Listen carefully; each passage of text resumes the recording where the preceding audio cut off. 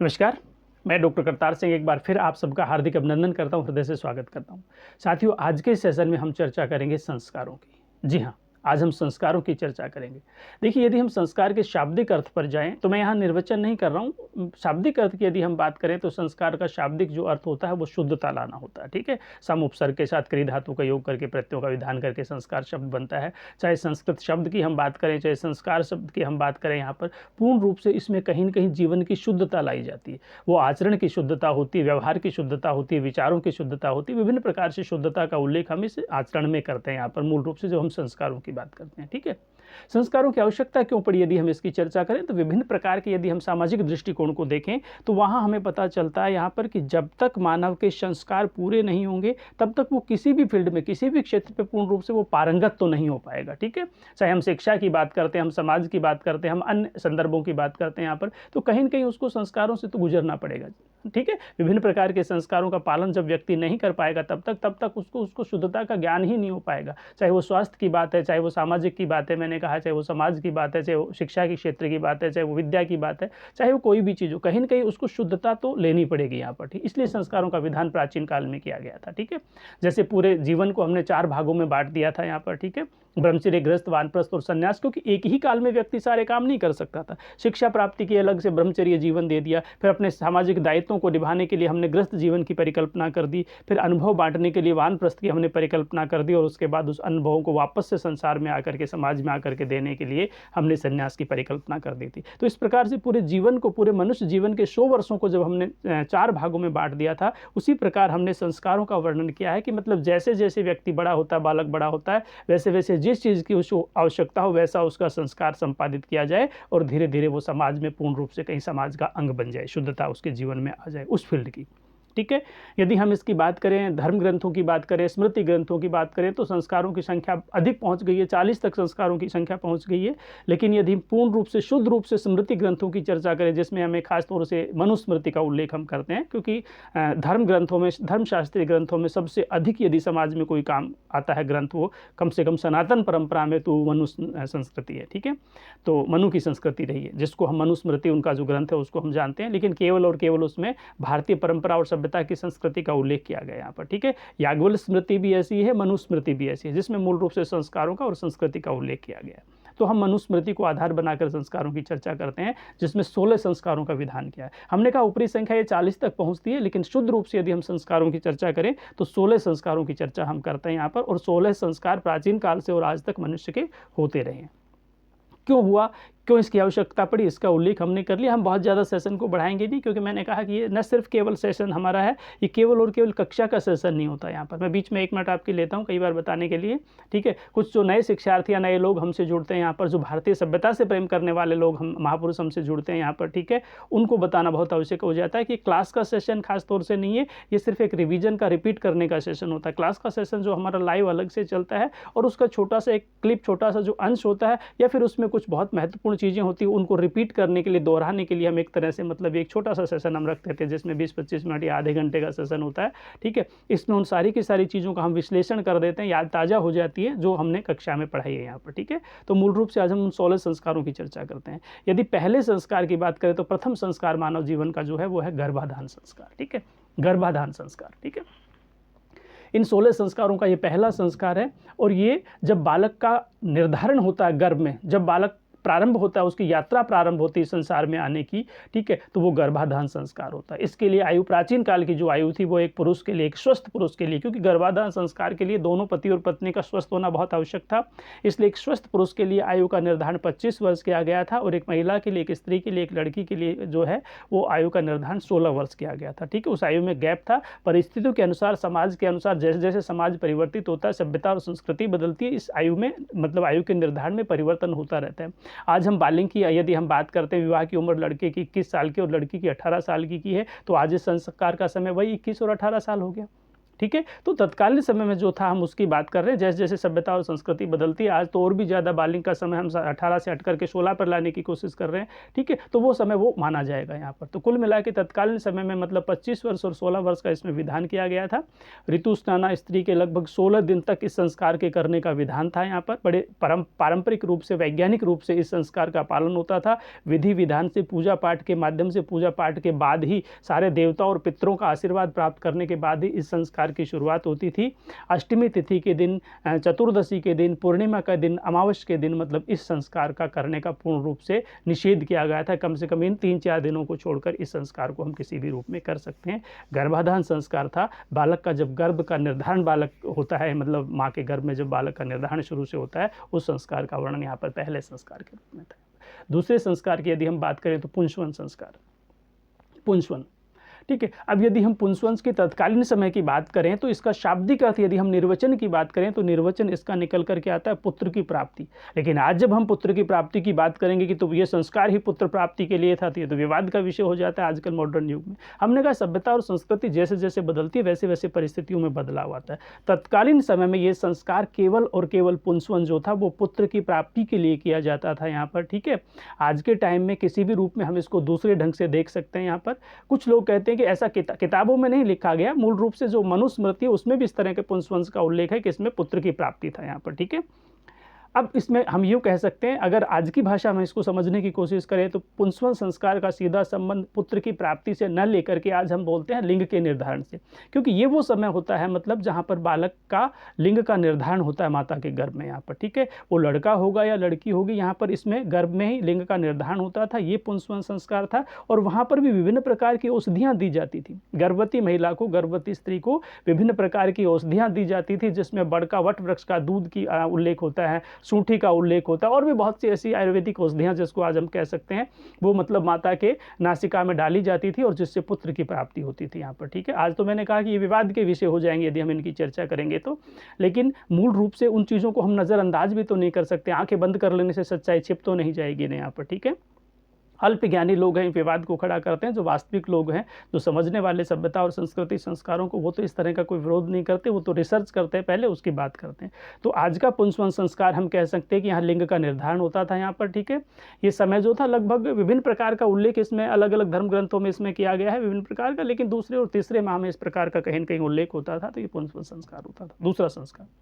तीसरा संस्कार जो था वो सीमंतोनयन संस्कार होता था। सीमंतोनयन, इसको भी लोग कहीं न कहीं जोड़ देते हैं कि इसका शाब्दिक अर्थ ऐश्वर्य प्राप्ति होता था, इसका शाब्दिक अर्थ खुशी प्राप्ति होता था, इसका शाब्दिक अर्थ है वैभव की प्राप्ति होता था। रहा होगा वैभव की प्राप्ति, लेकिन धर्मशास्त्रीय ग्रंथों की यदि हम चर्चा करें तो इसका जो शाब्दिक अर्थ दो टुकड़ों के योग से मिलकर के बनता है। यदि हम इसका विच्छेद करते हैं तो सीमंत प्लस उन्नयन।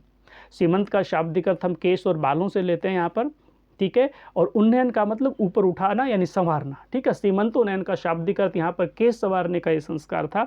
अब न सिर्फ केश संवारने की बात थी, बालों को संवारने की बात थी, बल्कि कहीं न कहीं उस स्त्री को, उस गर्भधारिणी, उस गर्भवती स्त्री को मानसिक रूप से दृढ़ करने की बात थी यहाँ पर, ठीक है। उसका मनोबल बढ़ाने की बात थी। उसके साथ में विभिन्न प्रकार के क्रियाकलाप आयोजन खुशी के होने थे, यहाँ पर इसका उल्लेख इसमें किया गया है। आने वाला जो बालक है वो पूर्ण रूप से स्वस्थ, तो इसकी प्राचीन काल में परिकल्पना की गई थी। अधिक से अधिक पति को उस गर्भवती महिला के पास रखा जाता था इन दिनों में, ठीक है। न सिर्फ उसके केस संवारे जाते थे बल्कि उसकी साफ सफाई का विशेष रूप से ध्यान रखा जाता था, ठीक है। उसे खुशी दी जाती थी, उसको शारीरिक रूप से और मानसिक रूप से सुदृढ़ किया जाता था। अच्छी अच्छी चीज़ें उसको दिखाई जाती थी, अच्छी चीज़ें उसको सुनाई जाती थी, महापुरुषों का उल्लेख उसके सामने किया जाता था। इस तरह से सीमंतोन्नयन की जो परिकल्पना है ये प्राचीन काल में हमारे समाज में संस्कारों में थी यहाँ पर। आज भी हमने कहा ये सारे संस्कार होते हैं, लेकिन बहुत डीपली हम इन संस्कारों में आज नहीं जाते। ये जो 3 संस्कार थे ये बालक के गर्भ में ही हो जाते हैं। किसी भी बालक के ये तीनों संस्कार माँ के गर्भ में ही हो जाते हैं यहाँ पर, ठीक है। मतलब बच्चा अभी जन्म नहीं लिया है, गर्भाधान भी वहीं पर हो गया, पुंसवन भी वहीं पर हो गया और सीमंतोन्नयन भी वहीं पर हो गया। मतलब जब बालक माँ के पेट में होता है तो वहीं सीमंतोन्नयन संस्कार हो जाता है।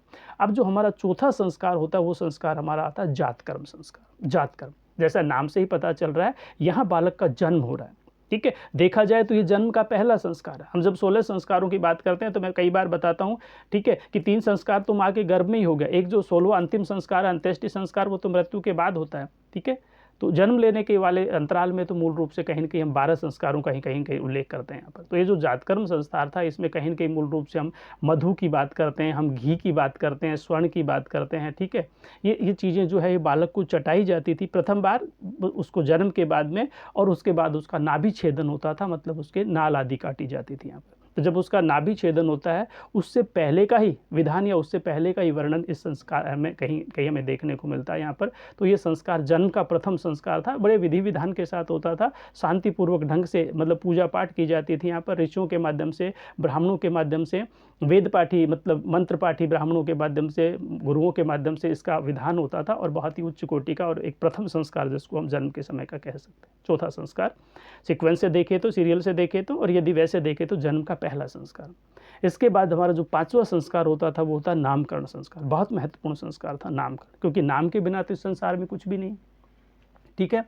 तो नामकरण संस्कार जो है उसका अलग अलग धर्म ग्रंथों में अलग अलग उल्लेख मिलता है, लेकिन 10वीं और 11वीं रात्रि के बाद मनुस्मृति का यदि हम उल्लेख करें, स्मृति ग्रंथों का यदि हम निष्कर्ष निकालें, तो हम कह सकते हैं कि 10वीं और 11वीं रात्रि के बाद जो है वहीं कहीं न कहीं मतलब नामकरण का उल्लेख हमें मिलता है यहाँ पर, ठीक है। तो जैसे प्राचीन काल में छठी की रात हम बोलते थे, 11वीं की रात हम बोलते थे, तो अलग अलग विधान है अलग अलग धर्म ग्रंथों में, और आज भी अलग अलग समाज में अलग अलग क्षेत्रों में अपने अपने ढंग से इसकी परिकल्पना की जाती है। लेकिन यदि धर्मशास्त्रीय ग्रंथों की बात करें, यदि हम स्मृति ग्रंथों की चर्चा करें, तो 10वीं और 11वीं रात्रि के बाद इसका विधान किया गया यहाँ पर नामकरण का, ठीक है। और एक बहुत विधि विधान से मैंने कहा कि मतलब ज्योतिष और पंडितों को पूछ करके, अपने अपने धर्म ग्रंथों को, धर्म गुरुओं को पूछ करके बालक का नामकरण किया जाता था। बहुत जगह पर, बहुत से धर्म ग्रंथों में ऐसा भी उल्लेख मिलता है कि पुत्रों के नाम, लड़कों के नाम सम अक्षरों के और लड़कियों के नाम विषम अक्षरों के होने चाहिए। सत्यता कितनी है, कितना इसमें सही था, क्या इसमें वैज्ञानिक कारण था, एक अलग बात है, लेकिन प्राचीन काल में ऐसा बहुत सा उल्लेख हमें मिलता है, ठीक है। ब्राह्मणों के नाम के मतलब पीछे मतलब शर्मा शब्द का प्रयोग, क्षत्रियों के नाम के पीछे रक्षा शब्द का प्रयोग, ठीक है, वैश्यों के नाम के पीछे पुष्टि शब्द का प्रयोग, और शूद्रों के नाम के पीछे दास शब्द का प्रयोग करने का विधान विभिन्न प्रकार के धर्म ग्रंथों में हमें कहीं न कहीं देखने को मिलता है। तो ये नामकरण संस्कार था, और इसके भी अपने एक बहुत महत्वपूर्ण विधि विधान था। विभिन्न प्रकार के बड़े आयोजन होते थे। आज भी जब बालक का नामकरण होता है तो विभिन्न प्रकार के हम लोग फंक्शन करते हैं, विभिन्न प्रकार के आयोजन करते हैं। वो परंपरा आज भी कहीं न कहीं हम निभा रहे हैं। चाहे आज हम दिखावे के रूप में लेते हैं, प्राचीन काल में उसको हम संस्कारों के रूप में लेते थे। आज संस्कार हैं, लेकिन आज संस्कार में दिखावा अधिक होता है, और उसका जो मूल तत्व है, उसकी जो मौलिकता है, वो कहीं न कहीं पीछे छूट जाती है, ठीक है। नामकरण के बाद फिर आता है अपना अगला छठा संस्कार, जिसको हम कह सकते हैं निष्क्रमण संस्कार। निष्क्रमण की यदि हम निर्वचन की बात करें तो देखते हैं यहाँ पर कि निष्क्रमण का शाब्दिक अर्थ होता है निकलना, ठीक है। अब उस बालक को प्रथम बार, पहली बार उस बच्चे को घर से बाहर निकाला जाता था, वो निष्क्रमण संस्कार होता था। प्रथम बार बालक को घर के बाहर अर्थात आंगन में निकाला जाता था। तीसरे और चौथे माह में इसके करने का विधान विभिन्न प्रकार के धर्मशास्त्रीय ग्रंथों में किया गया है, और इसमें देखने का वर्णन मिलता है कि कहीं न कहीं सूर्य दर्शन प्रथम बार करवाया जाता था। अलग अलग ग्रंथों में अलग अलग उल्लेख मिलता है। कहीं माता की गोद में लेकर बालक को प्रथम बार सूर्य दर्शन करवाया जाता था, कहीं पिता को पहली बार ही बालक को उस समय गोद में दिया जाता था, ठीक है, और उसके बाद पिता जो है उसको बालक को सूर्य दर्शन प्रथम बार करवाते थे यहाँ पर। तो ऐसे विभिन्न प्रकार के उल्लेख मिलते हैं, लेकिन पहली बार बालक को अंदर से घर के आंगन में बाहर निकाला जाता था, या आंगन से बाहर निकाला जाता था। पहली बार उसको सूर्य का दर्शन करवाया जाता था, एक निष्क्रमण संस्कार था। और ये भी चूंकि बालक प्रथम बार कोई भी नया काम करता है तो अपने आप में एक संस्कार था, और इसके पीछे हमने कहा एक वैज्ञानिक कारण हुआ करता था। जैसे बालक को धूप देना, आज हम उसको विज्ञान के साथ विटामिन डी के साथ लगा लेते हैं। माता के पास जब बालक निरंतर रहता है वहाँ पर ठंड में और नमी में, तो विभिन्न प्रकार की किसी प्रकार के उसको रोगों से एक मुक्ति मिले, या किसी प्रकार के कीटाणु जो हैं वो सारे के सारे मतलब दूर हो जाएं, हवा, एक शुद्ध हवा उसको मिलती थी, वहाँ पर सूरज की धूप उसको मिलती थी। तो कुछ भी हम कह सकते हैं कि इसके पीछे, लेकिन कहीं न कहीं वैज्ञानिक कारण इसके जरूर थे। अगले संस्कार की हम बात करें, अभी हमने निष्क्रमण की बात की, तो निष्क्रमण के बाद फिर आता है हमारा अन्नप्राशन संस्कार। अन्नप्राशन में क्या होता था कि पहली बार बालक को ऊपर का खाने का सामान या खाने की सामग्री दी जाती थी। अभी तक बालक लगभग 6 महीने तक अपने माँ के दूध पर रहता था। ये अन्नप्राशन संस्कार लगभग छठे माह में करने का विधान किया गया है। तो लगभग 6 माह तक बालक अपने माता के दूध पर ही आश्रित रहता था। अब पहली बार उसको अन्न का प्राशन करवाया जाता था, जिसमें हम शहद का नाम ले सकते हैं, दूध और दही का नाम ले सकते हैं, भात ले सकते हैं, खिचड़ी और दलिया हल्का जो ले सकते हैं। आज के टाइम का हम सेरेलैक कह सकते हैं उसको, जो प्रथम बार बालक को हम खिलाते हैं वहाँ पर। तो आज भी वही 6 महीने की परंपरा प्रारंभ होता है, क्योंकि बालक की जो शक्ति है, पाचन शक्ति है, वो बाहर की चीज़ों को खाने के लिए लगभग 6 महीने में तैयार होती है और उसके बाद ये अन्नप्राशन उसको करवाया जाता था। ये हमारा अन्नप्राशन संस्कार था। इसके बाद हम बात करते हैं चूड़ा कर्म संस्कार की। ठीक है, चूड़ा कर्म संस्कार जो है, चूड़ा जो शाब्दिक अर्थ जो है मतलब इसका मुंडन से लिया जाता था, क्योंकि चौड़ का शाब्दिक अर्थ जो होता है वो जूड़ा होता है, और ये चौड़ शब्द कह सकते हैं, चौल शब्द कह सकते हैं, जड़ूला कह सकते हैं, मुंडन कह सकते हैं, बाल उतारना, बाल कटवाना, ये सारी की सारी चीज़ें जो है ये किसी भी रूप में हम कह सकते हैं, लेकिन कहीं न कहीं ये चूड़ा कर्म के साथ जुड़ी हुई थी, अर्थात चौड़ के साथ, चोटी के साथ जुड़ी हुई थी। बालक की सिर्फ एक चोटी, एक शिखा रखी जाती थी, बाकी सारे के सारे जो बाल थे उनको हटवा दिया जाता था यहाँ पर। अब चूँकि जब बालक का जन्म होता है तो विभिन्न प्रकार की जो है वो अंदर की, माँ के पेट की, गर्भ की जो है वो सारी की सारी चीज़ें उसके शरीर पे लगी रहती हैं। लगने का तात्पर्य, आपने छोटे बच्चे को देखा होगा, उसके ऊपर कुछ ऐसे सर के ऊपर पपड़ी सी जमी होती है, ठीक है, और लगभग 5-6 महीने की पूरी परंपरा के बाद इसको उतारा जाता था यहाँ पर। अब पहली बार उस तरह से इसका मुंडन होता था, तो जो अंदर का जो मैल या जो रोम छिद्र वगैरह रुके हुए होते थे वो सारे के सारे साफ हो जाते थे, और जो अब नए बाल जो है आने शुरू होते थे। स्वास्थ्य के लिए बहुत महत्वपूर्ण था, ठीक है, आयु के लिए बहुत महत्वपूर्ण था, ठीक है, उसके शरीर की वृद्धि होगी, उसके शरीर के जितने रोम छिद्र अभी तक रुके हुए थे वो सारे खुलेंगे। उसके बाद फिर आगे विभिन्न प्रकार के तेल आदि का विधान होगा सिर के ऊपर लगाने की। तो ये सारी परंपरा मैंने कहा कि एक वैज्ञानिक पद्धति के साथ जुड़ी हुई थी। हम चूड़ा कर्म संस्कार की बात कर रहे हैं। मनुस्मृति में पहले और तीसरे वर्ष में इसके करने का विधान किया। आप प्रथम वर्ष में कर सकते हो और तीसरे साल में कर सकते हो। जैसे बालक के जड़ूले उतारने की बात है, आज भी हम जात जड़ूले देते हैं अपने अपने कुल देवी वगैरह या माता देवी बाबा जो भी आपका होता है वहाँ पर आप जाते हो, वहाँ भी लगभग पहले और तीसरे वर्ष में होता है। बाकी आज अपनी परिस्थिति के अनुसार देख लेते हैं कि हमारी छुट्टी तब होगी, आपकी छुट्टी तब होगी, तब आ जाना, उसके बाद ये कर लेंगे। हमने कहा अब दिखावा अधिक हो गया और औपचारिकताएं कम, मतलब औपचारिकता ज़्यादा हो गई, दिखावा ज़्यादा हो गया, जो मौलिकता थी वो पीछे छूट गई। चूड़ा कर्म संस्कार के बाद अब आता है उपनयन संस्कार। उपनयन, उप यानी पास और नयन यानी आंखें, ठीक है, उपनयन यानी नैनों के पास, आंखों के पास।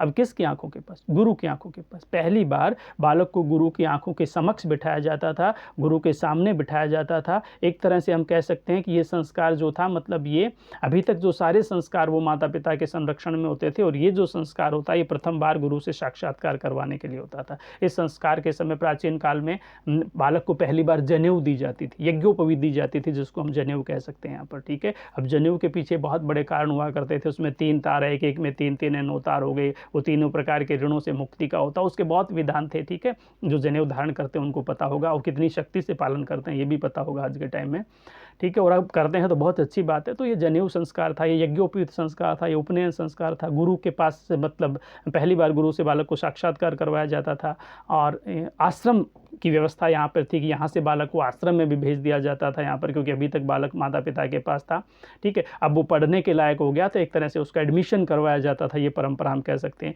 ब्राह्मण बालकों का 8 वर्ष की आयु में उपनयन संस्कार होता था, क्षत्रिय बालकों का 10 वर्ष की आयु में उपनयन संस्कार होता था, वैश्यों का 12 वर्ष की आयु में उपनयन संस्कार होता था, और उसके बाद शूद्रों के उपनयन संस्कार की कोई व्यवस्था नहीं थी, क्योंकि शूद्रों को शिक्षा प्राप्ति का अधिकार नहीं था। बहुत बड़ा एक विवाद का विषय रहा प्राचीन काल में, कारण क्या था कुछ भी हो सकता है, लेकिन इस तरह। अब यदि देखे जाए तो आश्रम में भी ये कई बार सवाल आता है बच्चों, आप लोग तो खैर वैसे सामाजिक दृष्टिकोण के लिए देख रहे हैं, लेकिन जो शिक्षार्थी देख रहे हैं उनके लिए बहुत महत्वपूर्ण बात है। कई बार सवाल आता है कि मतलब उसकी ब्रह्मचर्य की अवधि कितनी रही, ठीक है, या उसकी आश्रम की अवधि कितनी रही, किसी भी बालक की या जो भी कोई व्यक्ति है वहाँ पर जो आश्रम में जा रहा है या फिर जो भी, क्योंकि 25 साल तक तो ब्रह्मचर्य की अवधि है, 25 साल तक ब्रह्मचर्य की अवधि है। 25 से 50, क्या मतलब 26 से 50 तक जो है वो ग्रस्त को हमने दे दिया, 51 से 75 तक हमने वानप्रस्थ को दे दिया, और 75 से 100 तक या जब तक जिंदा रहे तब तक हमने संन्यास को दे दिया। लेकिन ये जो समय था, अब जैसे बालक का संस्कार हो रहा है यहाँ पर 8 वर्ष की अवस्था में, तो गुरु के पास तो जो है उसका जो ब्रह्मचर्य है मूल रूप से वो तो 8 से लेकर के और तब तक प्रारंभ होता है। ये शिक्षा प्राप्ति के ब्रह्मचर्य की मैं बात बता रहा हूँ यहाँ पर। कई बार इस तरह से घुमा फिरा के सवाल पूछे जाते हैं, तो वहाँ तो 8 वर्ष से लेकर 25 साल तक की अवधि लगेगी। जब क्षत्रिय में सवाल पूछा जाएगा तो 10 से लेकर के 25 साल तक के, उसके तो 15 साल वो गुरु के पास रहता है। जब वैश्यों की बात होगी वहाँ पर तो 12 से लेकर के और 25 साल तक उसकी तो अवधि और भी कम हो गई यहाँ पर, ठीक है।